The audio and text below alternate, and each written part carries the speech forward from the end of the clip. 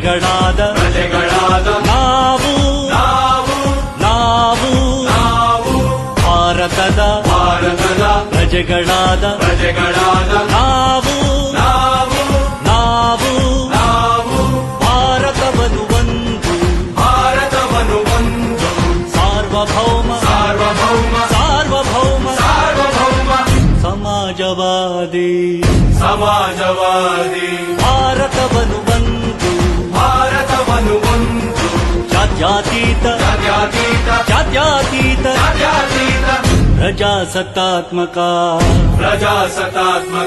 ಗಣರಾಜ್ಯವನ್ನಾಗಿ ರೂಪಿಸುವುದಕ್ಕಾಗಿ ಭಾರತೀಯರೆಲ್ಲರಿಗೂ ಸಾಮಾಜಿಕ ಆರ್ಥಿಕ ಮತ್ತು ರಾಜಕೀಯ ನ್ಯಾಯವನ್ನು ವಿಚಾರ ಅಭಿವ್ಯಕ್ತಿ ನಂಬಿಕೆ ಧರ್ಮ ಮತ್ತು ಉಪಾಸನೆಯ ಸ್ವಾತಂತ್ರ್ಯವನ್ನು ಸ್ಥಾನಮಾನ ಮತ್ತು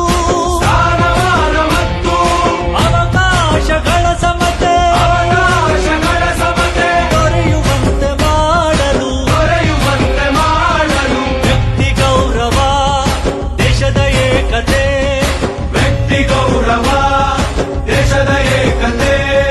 ಸಮಗ್ರತೆಗಾಗಿ ಎಲ್ಲರಲ್ಲಿ ಭ್ರಾತೃತ್ವ ಭಾವವನ್ನು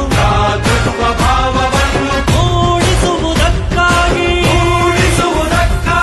ದೃಢ ಸಂಕಲ್ಪ ಮಾಡಿ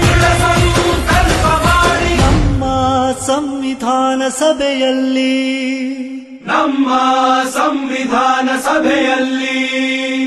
1949 ನವೆಂಬರ್ ತಿಂಗಳ 26ನೇ ದಿನ